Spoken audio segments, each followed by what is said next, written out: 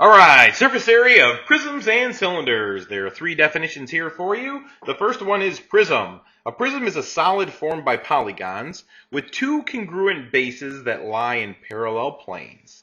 The other faces are rectangles. So, a can is not. A box is.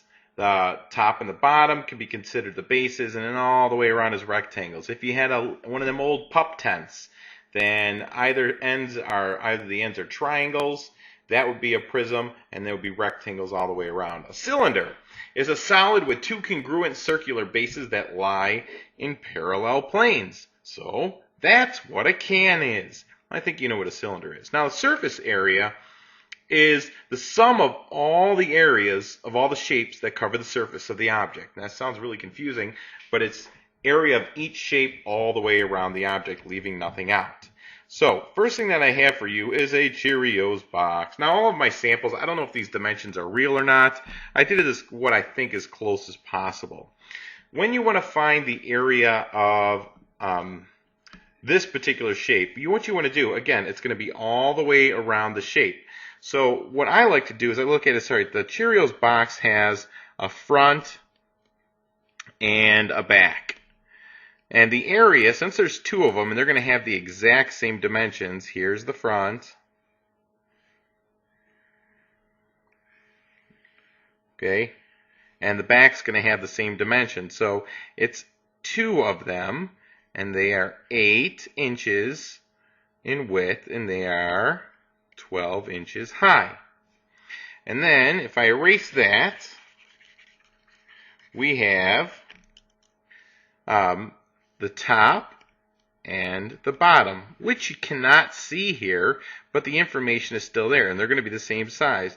The top and the bottom are going to be 8 inches long and 3 inches wide.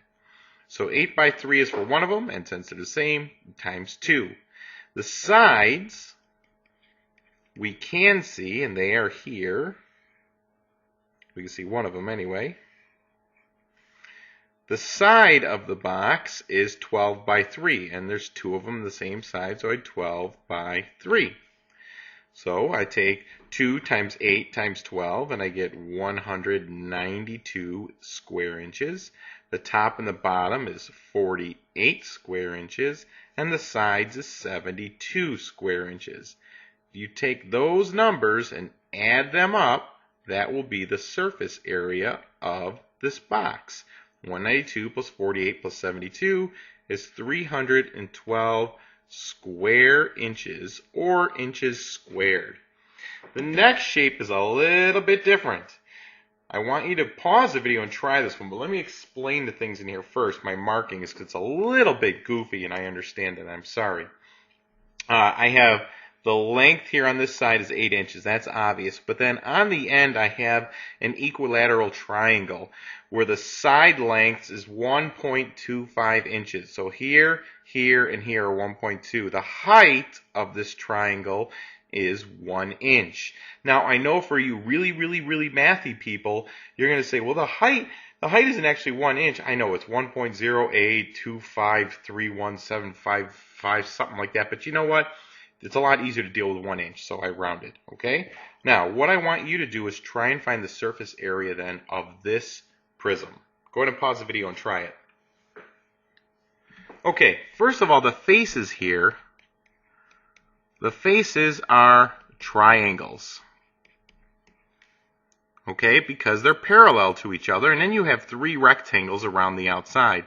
Now remember that the formula for area of a triangle is 1/2 of the base, so I have 1.25 times the height, which is 1.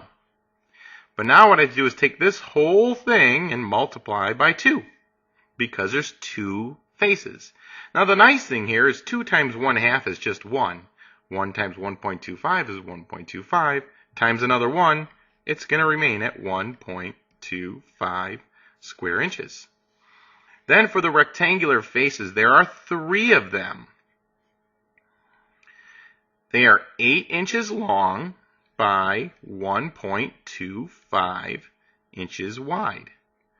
3 times 8 times 1.25 is 30. So the surface area of this candy bar is 31.25 inches squared. That's my surface area. Cool? Let's move on to cylinders. Here's some Quaker Oats. Now, for this, it's very handy to use a thing called a net. A net takes a shape and it kind of dissects it. So look, here we have a base that is a circle.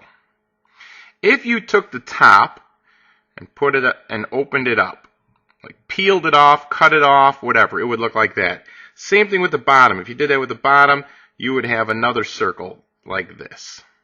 Okay? Then if you took the shape here and you cut it down the center and laid it out flat, what kind of shape do you think it would be if it was cut down the center and laid out flat? I'm talking about just this part around the outside. Hopefully you would say it would be a rectangle, because you would be right. So I have a circle on top, a circle on bottom, and then this shape that makes up the outside of the can here is actually a rectangle if you cut it and laid it flat. That comes in very useful when we're trying to solve the surface area of this shape. So, first of all, this is the base, this is the other base. The area of the can is going to be two bases plus the lateral area. The lateral area is what we call that rectangle in the middle. When you're trying to find that, you have the height of the can here, and then the area of the rectangle is length times width, or base times height. But we have to figure out, well, what is this base portion here for the base times height? And if you think about it, it's the distance all the way around the outside of the can would make up that length. The distance around the outside we call circumference. So the area of this rectangle, instead of base times height, is going to be circumference times height. So what I have then is two bases plus circumference times height. The base is circles, so that's pi r squared.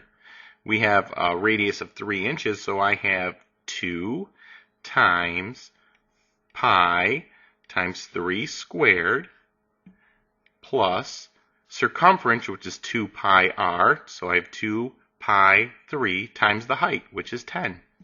The first part would be 56.25. The second part would come out to be 188.4. Add those together and you get 244.65 inches squared.